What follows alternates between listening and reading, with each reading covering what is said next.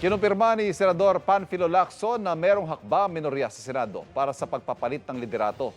Ang sabi ni Lacson, gusto lang anya ng minorya ng fresh start at ibangon ng Senado. Nakatutok si Dano Tingkungko.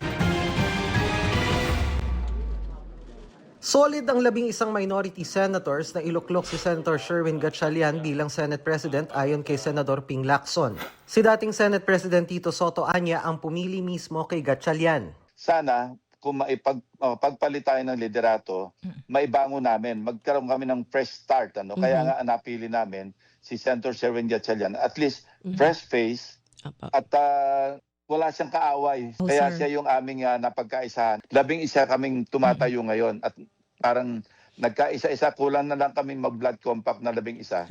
Hindi kami papayag na hindi si Sherwin Gatchalian ang maging ang mahirang na Senate President. The Senate of old, sana maibalik.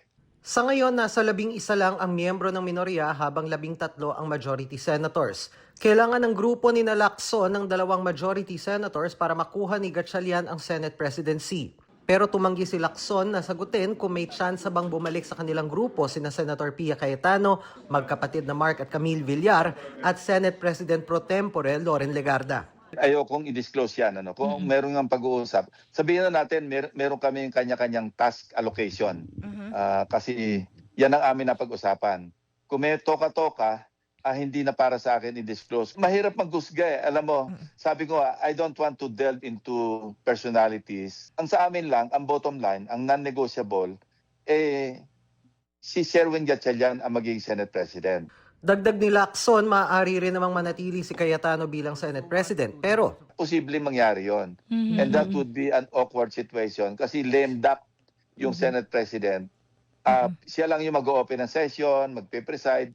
Pero pagdating sa botohan, maski anong motion yan, at nagkaisa yung 11 na majority, the new majority of 12. Yes, sir. Napaka-awkward ng position ng Senate President. Parang kahiyahiya na yung kanyang posisyon. Nakatayo lang siya doon, na wala naman sa majority. Sakaling maluklok si Gatchalian bilang Senate President, sabi ni Lacson, hindi problema na maging presiding officer ito ng impeachment court. Dagdag ni Lacson, maganda nga anya na nakonvina ni Cayetano bilang impeachment court ang Senado. Paniniguro rin ng senador, evidence-based ang magiging desisyon ng kanilang grupo kaugnay sa impeachment trial ni Vice President Sara Duterte. Ayaw naman magsalita ni Lacson sa ulat na may grupo ring nagtutulak na ibalik bilang Senate President si Senador Cheese Escudero. Ayoko nang pag-usapin yon kasi yung usapan na yon hindi open yon. Kaya ayoko mag-disclose kung ano yung information na pag-usapan na behind the scenes or behind closed doors. Sabihin na lang natin na hindi lamang may naghahangad para mapalitan ng liderato. Ang sa amin, ang talagang primary o main concern naming 11, ibangon yung Senado. Patuloy naming sinusubukang kunan ng pahayag si Senate President Cayetano pati si Gatchalian at Escudero pero wala pa silang tugon sa ngayon. Dano Tingkungko, Nakatutok 24 Oras.